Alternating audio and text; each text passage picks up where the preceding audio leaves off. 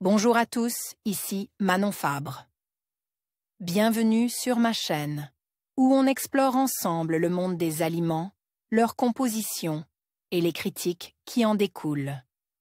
Si vous voulez mieux comprendre ce que vous mangez et faire des choix éclairés, n'hésitez pas à vous abonner pour rester informé. Prêt à découvrir? C'est parti! Bonjour à tous, dans cette vidéo, je vais aborder un sujet qui suscite beaucoup d'interrogations. Les oméga 3 sont-ils vraiment bons pour la santé? Récemment, l'Agence européenne a lancé une alerte qui remet en question certaines idées reçues sur ces acides gras essentiels. Je vais vous expliquer les dernières recommandations, les bénéfices potentiels des oméga 3, mais aussi les risques qui pourraient être associés à leur consommation. Restez avec moi pour découvrir ce que la science dit vraiment à ce sujet. Les oméga 3 sont-ils vraiment bons pour la santé? L'Agence européenne lance une alerte. Vante pour leurs nombreux bienfaits, les oméga 3 sont souvent pris sous forme de compléments alimentaires mais aussi de médicaments. Selon l'Agence européenne du médicament, ils pourraient entraîner un risque de problèmes cardiaques chez certains patients. Les oméga 3, sont-ils toujours bons pour la santé? Pas vraiment, selon l'Agence européenne du médicament, EMA, qui affirme que les esters éthyliques des oméga 3 pouvaient augmenter les risques de fibrillation auriculaire, une accélération importante du rythme de contraction des oreillettes. Un risque plus élevé avec une dose de 4 G au jour. L'Agence européenne du médicament a décidé de sonner l'alerte suite à la découverte d'un risque de survenue de troubles du rythme cardiaque.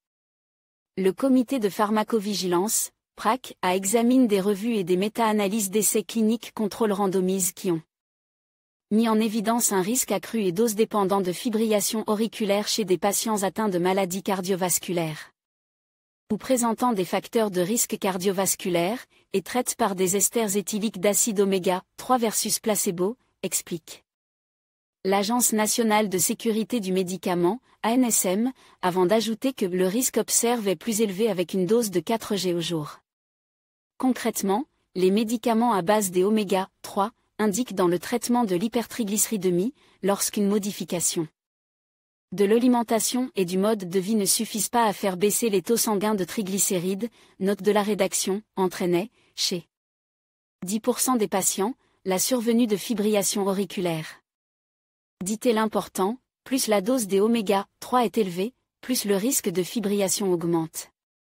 Ceci ne vaut, bien entendu, que pour les oméga 3 artificiels, ceux d'origine alimentaire sont épargnés. Les professionnels de santé ont été informés des risques. Face à ce nouveau risque, une lettre a été adressée aux professionnels de santé afin de les avertir sur les mises en garde et précautions d'emploi à prendre avec ce traitement. Cet effet indésirable devrait prochainement être ajouté sur les médicaments concernés afin d'indiquer le risque accru de fibrillation auriculaire. Les compléments alimentaires ne sont pas concernés. Plusieurs spécialités commercialisées en Europe sont visées par cette alerte. En France, il s'agit d'Omacor 1000 mg et ester éthylique d'acide oméga 3 EG Labo conseille 1 g. Les compléments alimentaires ne sont toutefois pas concernés par cette mesure.